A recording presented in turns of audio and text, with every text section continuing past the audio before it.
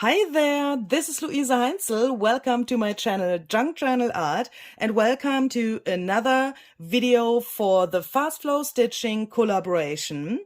That is an international collaboration with lots of well-known YouTubers. So you don't want to miss that.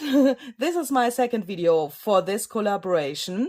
In my last video, I have shown you how to make a candy journal out of a candy corn package. If you have missed that, then please check out the info box. There's a whole playlist with all of the fast flow stitching videos, and there you can also find the video where I've made this thing here. In that playlist, you can also find all of the videos that we've done when we did the fast flow stitching collaboration the last time. Originally, this collaboration was brought to life by the lovely Joey DeFee. She had this idea a while ago and she had put together a really cool group of well-known YouTubers. So you will find those videos from the last round in that playlist as well. So there's a ton of videos. And of course, I will also put the new videos that we are publishing in this time now into the playlist, so that you can find everything that we've published within this collaboration in the playlist. Before I start, I would like to mention the channels that are participating this time. So that are Joey DeFee, Shabby Dabby Doodah, Tracy Fox, Artie Mays, Roxy Creations, Shanuki Art, 49 Dragonflies, Helen Colebroke, Gail Agostinelli, and Marguerite Miller. So as you perhaps can see if you have watched the last round of fast flow stitching, I could find some new people. So Shana from Shanuki Art and also Margaret Miller are new to this group. I'm so happy that you have said yes to this collaboration. So thank you very much for that. I think that's a cool thing to have so many YouTubers in this collaboration, and it's really an international collaboration, and that's so great because we can all come together and exchange our ideas and learn so much from each other. And I'm so excited what the others have done, so please check out the playlist. For the idea that I want to show you today, we are going to need some book pages. As you can see, I have some normal book pages here.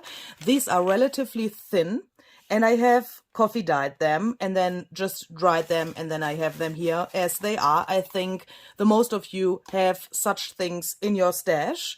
One thing before I start, I would like to mention one thing before I start, because you are going to need some book pages that are relatively thin. I don't know if you can get the feeling with the video how thin these book pages are. So I'm trying to move them around a little bit so that you perhaps can guess that they are really thin. Because I want to layer several book pages on top of each other. And if you want to try this, and if you are new to sewing and to fast flow stitching and that stuff, then please make sure that you try that out first before you run that very fast through your sewing machine. Fast flow stitching is all about sewing very fast and in curvy lines and that stuff. We don't want to have a really straight and clear result in the end. So it's all about having fun with your sewing machine.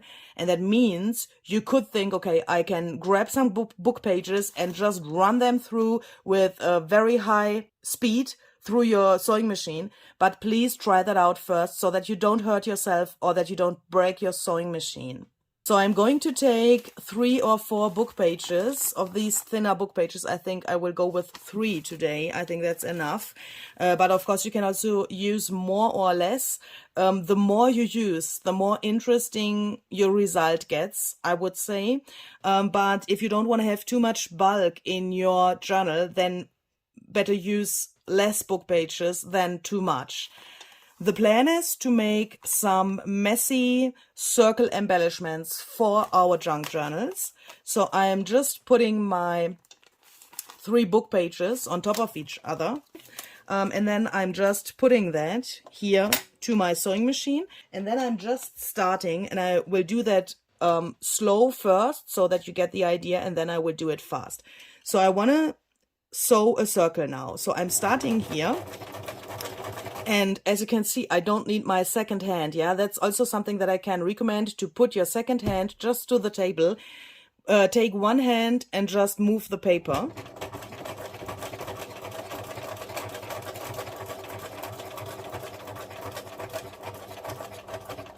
And by the way, this is not one of those fancy sewing machine tools where you can take the paper and move it around like this. Do you know those? I don't know the correct name. I have seen that in the other fast flow stitching videos, that they just take the paper and they have a special tool here on the sewing machine and they can just move the paper like this. I don't have that. But for this idea, it's also not necessary. I want to show you that it's possible without this special fancy tool. Of course, it's nice when you have that, but it's possible without as well. So I'm going around here and I'm just moving the paper, as you can see.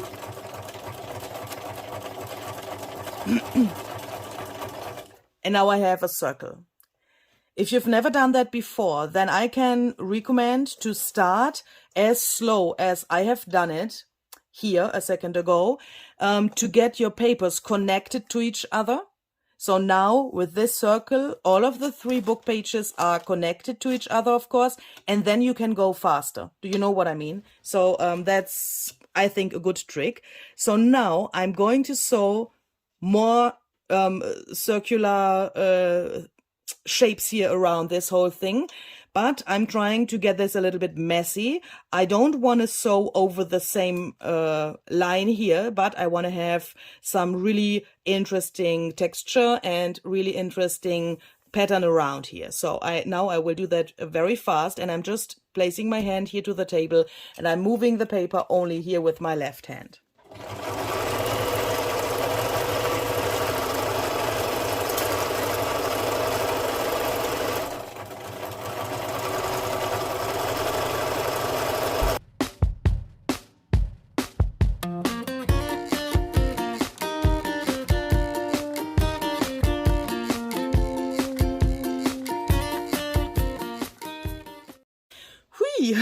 Here we go.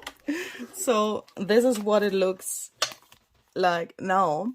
I would say the more thread you have, the more interesting your end result looks. But of course you can vary that and you can try out what you like best. When we have that, we can switch to the next level of messiness. So now I'm going to take the first layer of these 3 layers of book pages here, and I'm beginning to tear around this thing. For the first layer, I like to tear around this thing really close to my actual stitching. So that means I'm taking the paper and I'm tearing it like this. Do you see that? So that the paper meets the thread and it tears exactly there where the thread is. I don't know if you can see that in the camera. I'm trying to show that a little bit more in detail. So, ooh, that's not so easy. Like this. Can you see that? No, you can't see anything. Sorry, I'm out of screen. I'm so sorry. So, like this. So that it's very close or totally close to this thing, to the thread. What is that? I mean, come on. Sorry. So, yeah, you can vary that a little bit. But now you can see there are areas where only a tiny little bit of the first layer of book pages comes out here. And here, there's nothing coming out. So it's really meeting the thread. Then here, it again comes out a little bit and so on. And this, of course, I can use as a collage fodder or something else. Then I'm taking the second layer, and this time I'm making my tearing a little bit bigger, so the piece of book page that will stay there is a little bit bigger than the other one, so that we have more of the book page around the circle. And please don't overthink this. And the last one I'm making also a little bit bigger than the second one. So just tear around this like this. We don't want to have straight edges here, so let's tear that off as well. And then the whole thing looks like this. Then we are going to take some water, and I'm spritzing this, so this is regular water. I'm spritzing this with relatively much water, as you can see, and then I'm waiting a little bit until I can see that the paper changes its color. It gets darker because the water soaks into the paper. And when you have that, then you can just take it and crumble it up a little bit. Not too long. When your book pages are relatively thin, then please do that not too long, but you want to make sure that this is really, really crumbled up like this. And you can see that, perhaps I can make it a little bit bigger. You can see that in some areas it tears, and that's what I want to have here. You can, of course, do that with your fingers a little bit carefully if you are afraid that it gets too much tears, but you want to have these areas in between of the lines here from the thread torn a little bit, so that you have some damages in there, like this. Okay, you can also tear the layers around this whole circle a little bit. My goodness. Sorry. And then let's take a protection paper to don't mess up the table. Joey DeFee has come up with the idea to put some special colors to this round of the fast flow stitching collaboration. And she has said we shall use orange, red, and green. That is strange, isn't it? But I thought, okay, let's go out of our comfort zone and let's try that. So I have taken out some Distress Oxide sprays, and I'm going to start with Forest Moss and Crushed Olive. I have never used these both in this combination, so I'm really excited what that will give us on our project. So let's start with the Forest Moss. And then Crushed Olive.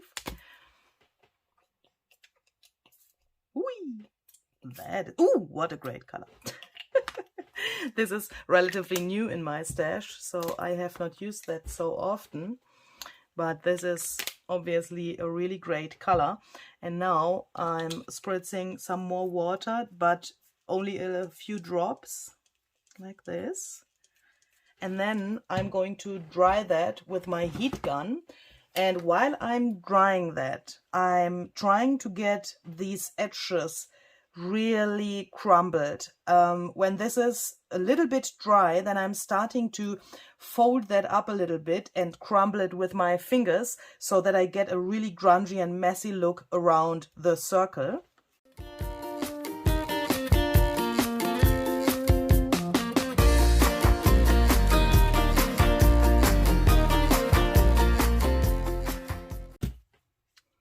And I'm also trying to separate the layers of the book pages. That is not so easy because they are sticking a little bit together from the water.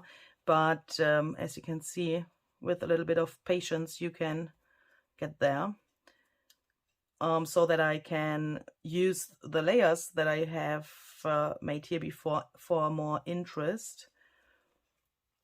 And what we also can do is, when this is not totally dry, yeah, so then it's easier to tear, of course, and that's why I'm drying it not completely now.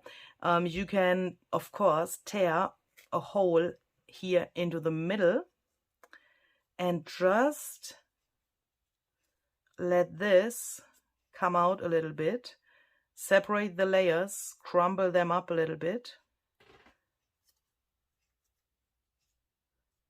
like you want it, and that sometimes look like little flowers or leaves or something like that, really abstract, of course, but I really like this effect. And if you've spritzed not too much spray and water, you can also see the original color of the book page coming through here, and that's for me really interesting. We have all the colors around, and here we have the naked book page only with some splatters of coffee that you can see through here, and that's really interesting, I think.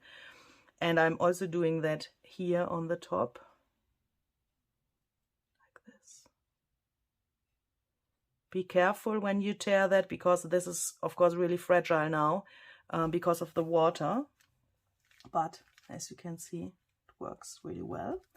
And now I'm drying this completely. When this is dry, it looks like this. And as you can see, this is now really sturdy. It doesn't go back, so it stays in place like you've crumbled it up. Forest moss is a really cool color. I'm really thankful, because forest moss gives us green and yellow at the same time. So, you know, yellow is really close to orange. Do you know what I mean? So we can reach several colors that we want to have for the project here on this thing. But of course, there's still missing some orange and some red. I want to spray that to my project as well with some oxide sprays, but I will use my journal where I want to put this embellishment in and spray directly to the page. So that means I'm first trying to find a page where I want to put this. So I'm taking some glue and I'm just, come out, gluing this down. And here I'm putting the glue only here. So that means this part and also the inner part is not glued down. I'm doing that because of my following steps. You will see that in a second. I want to, oh no, glue on my page. Ah, what is that?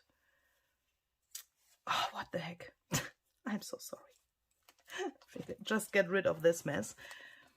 I want to have parts of this thing to be not completely glued down. Do you know what I mean? I want to have this, that you can see it, that you can go over it with your finger when the glue is dry. This is of course sturdy. It's forever in the journal. It can't fall off, but you have the possibility to touch it a little bit better than if you would glue it down completely. That's the reason why I'm doing that. Now we can go on with the next color. I want to add some orange now, and I've chosen wild honey. This is a really orangey yellow, I would say. And the reason why I have glued this down before spritzing is I want to add a pop of orange now, but not only to the embellishment, but also a little bit to the page, so that this, you know, this thing is really outstanding now. I mean, color-wise, we have this forest moss and the crushed olive nowhere else on the page. And I want to include this into the whole page by adding more colors that go over this embellishment and also over the page. Hopefully that will make sense in a second. So let's see, where do we want to spritz that? Perhaps a little bit here. Also here, like this. And then you can also, if you are quick enough, let that run over the page a little bit. Just turn the journal around.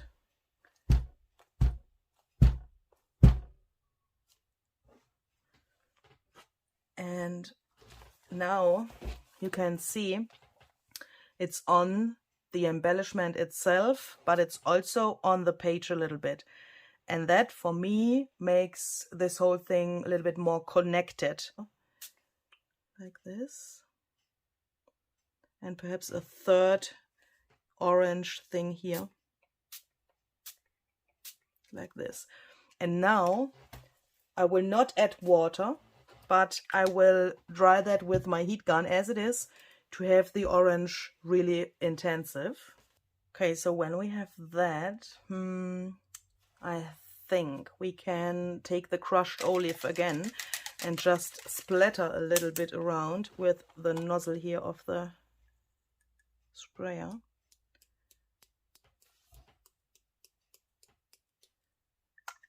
Just a tiny little bit, like this. I will dry that again.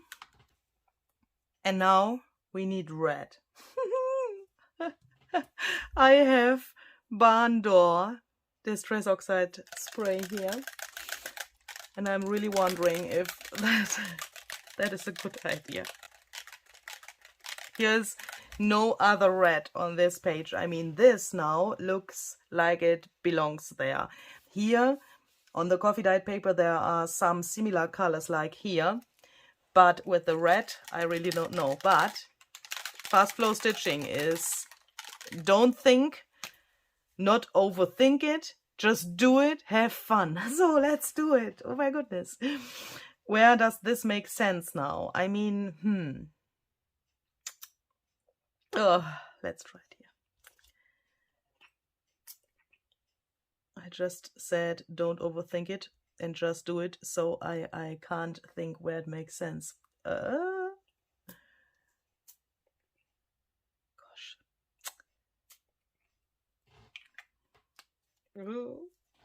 Perhaps a little bit of water there on the top to let it flow around a little bit. And then I will dry that and we will see how that looks. I would say this is another proof that oxide ink never disappoints you. This looks just awesome. This is just awesome. But I will spritz a little bit of the barn door to this area here so that I get a better connection between my pages. But of course for the single embellishment here that doesn't matter, but I want to have that here as well just to calm down myself. A little bit like this. And a little bit of water. And then we can just let that dry, and it's totally great that we got it here to the other pages as well. Then there's some kind of a color bridge. Do you know what I mean? The colors go better together.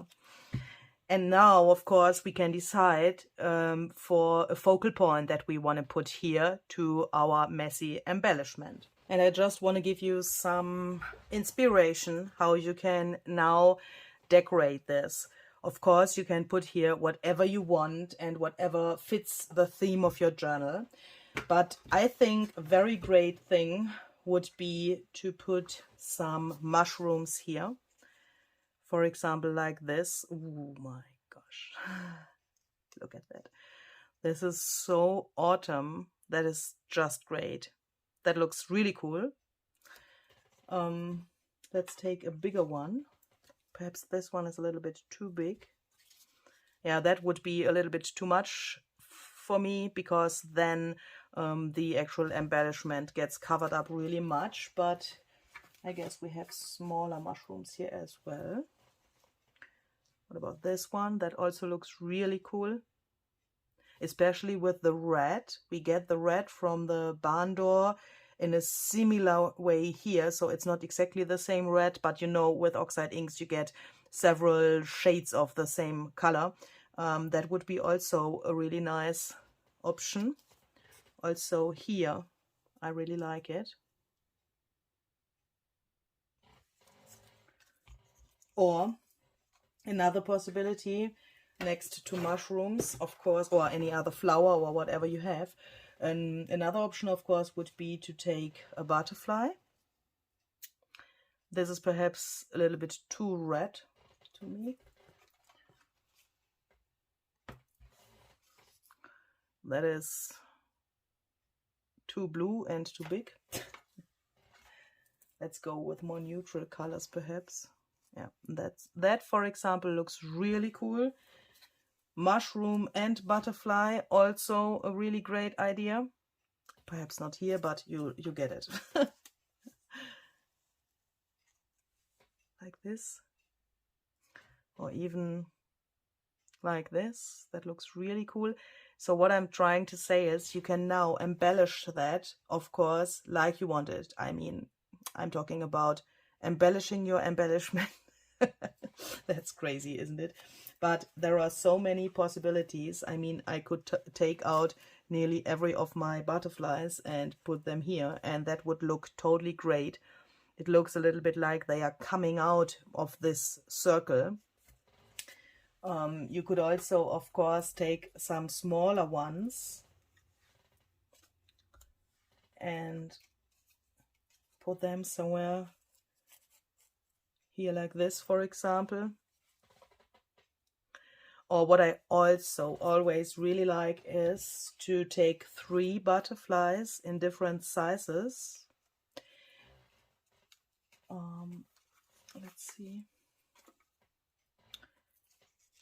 And put them in a row like this. This is the same butterfly in 3 different sizes.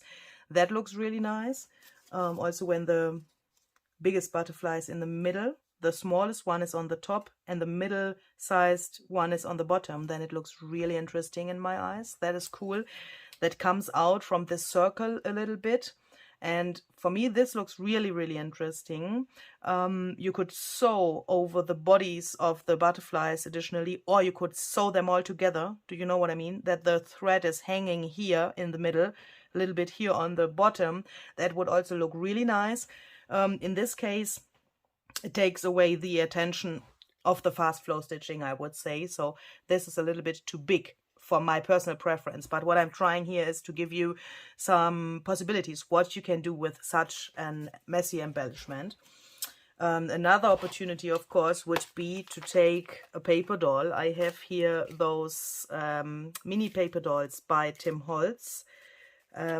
These are relatively small. Yeah, that's why they are called mini paper dolls. The normal ones are probably a little bit too big. That would be perhaps the same issue like with the bigger butterflies, that they are just too big. But look how cool that looks with those tinier paper dolls. You could also make a little group, and I like that these pieces of the frame are loose so that you can just put those little paper dolls behind there, and you could make a whole family and put them into this little embellishment. Again, mushrooms are always a great idea. I mean, how cute is that? That looks a little bit like Alice in Wonderland because the mushroom is so big compared to the girl. But look at this. I mean, you can play around like you want. And it's really hard to decide how to embellish that. So, yeah.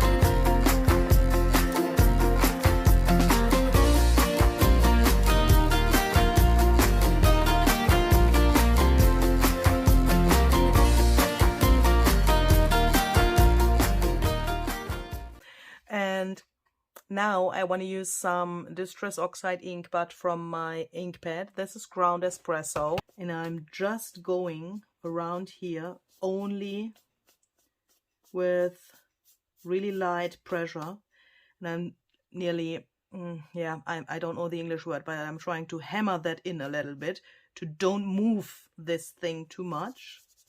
You can blend that out a little bit to the page here if there's too much. But I want to have this only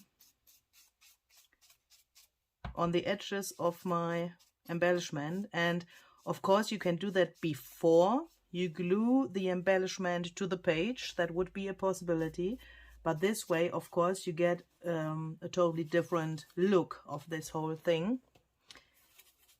And you can but that's only my personal taste, you can decide easier where you want to have the distressing, because now this is nearly finished and you can decide easier where you want to have that when you see the whole arrangement in front of you than only having the loose piece in your hand. For me, that's easier.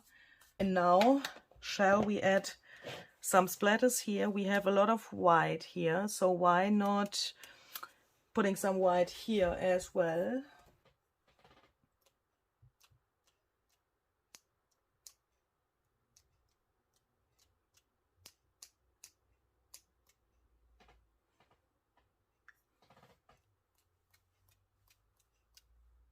And I also want to add some tiny black splatters, but only here on the bottom where, ooh, gosh, what is that? Where the end of my arrangement is, so that this gets some kind of a ground.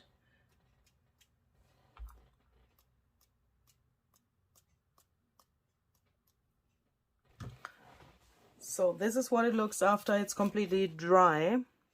I'm really happy with that. Looks so cool and so dimensional. And by the way, this is dimensional but not bulky. I mean, if you want to look here from the side, whoo, I'm so sorry. My mirror thingy on my iPad is too slow. So can you see that? It's not so bulky. And of course, when you now close the journal, it gets a little bit more flat. That's normal.